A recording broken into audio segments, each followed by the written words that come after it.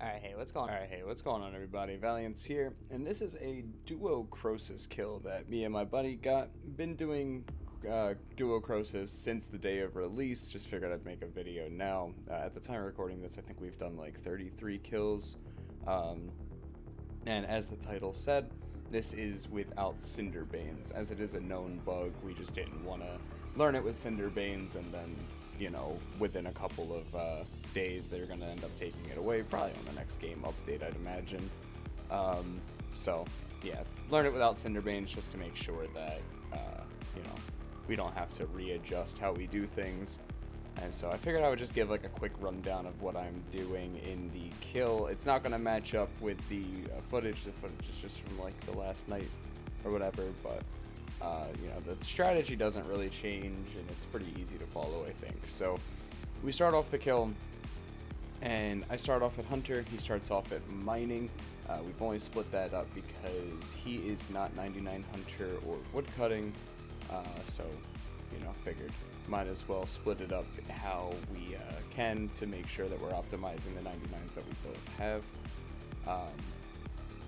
And then, yeah, we just, you know, gather 10, rot them, gather 15, you put them in the chest, and then you gather another 15 or like 16 just to be safe as you're running through the little mushroom field.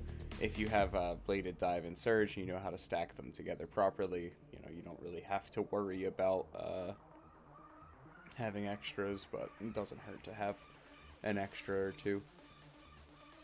So, yep. That's pretty much that for, you know, the first area. You want to make sure that you're dodging the mechanics. You can easily see what mechanic is happening just by watching Croesus. You know, when he's going to send off a cloud, you know, he kind of just like grips the sides of his, like the base of him, and then launches it up. You have a couple of seconds to like run back and then run back forward to be able to put the cloud where you want it, kind of akin to like Ambassador or something, being able to make sure you know where the cloud is, put it down somewhere that's not really going to negatively impact you, since gathering from the node that is shining is definitely the way to go. So once you've cleared the one side, you know, clear the, in this instance, since I started at Hunter, you'd be clearing off the Dagonoth of the spores. Once that's done, I run south and I go to the Araxite. I put the 15 fungal spores that I have onto the statue there, and then I begin harvesting from the Araxite, which is, you know, same deal.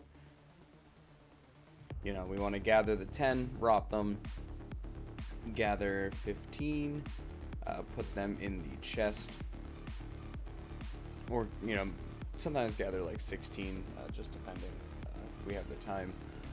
Just make it a little safer so that we have room for one fuck up. Luckily, as some people may know, some people may not, a couple of little tips are that Crystal Mask is amazing here. For the slime, I know a lot of people talk about just the slimes. It does completely negate the slime attack. However, if you get stuck in a cloud, or when the sticky fungus appears under your feet, it will consume the mask first and give you like an extra tick or two to react. If you casted your mask greater than like a minute ago or 45 seconds, whatever it is, you can cast it again. So if you're paying attention, which if you're paying attention, you should have been able to dodge it. But I've definitely been in situations where I kind of had to stay there so you can watch your mask will disappear, and then you can cast it again, and you actually have a little bit of extra time to get out of there. So yeah, Crystal Mask is not just for the slime. I feel like some people might think it is, but it is for every single attack except the Fairy Ring, I believe. The Fairy Ring will always teleport you, doesn't matter. So yeah. So once you get through the you know, the second node, so like I said, he's mirroring me, so he would have gone from mining at the southeast to fishing in the northeast. Usually, now I don't know what it is, but fishing seems to be the slowest to drain. So usually what will end up happening is I will finish up my statue, I will bring my 15 timber from the rack site all the way around northeast to the fishing spot. Timber is needed at that statue, so, you know, works out. And then when we finish up with fishing, he goes from the northeast to the southwest back to the spider where I just was, so he can put the fungal algae on the statue there.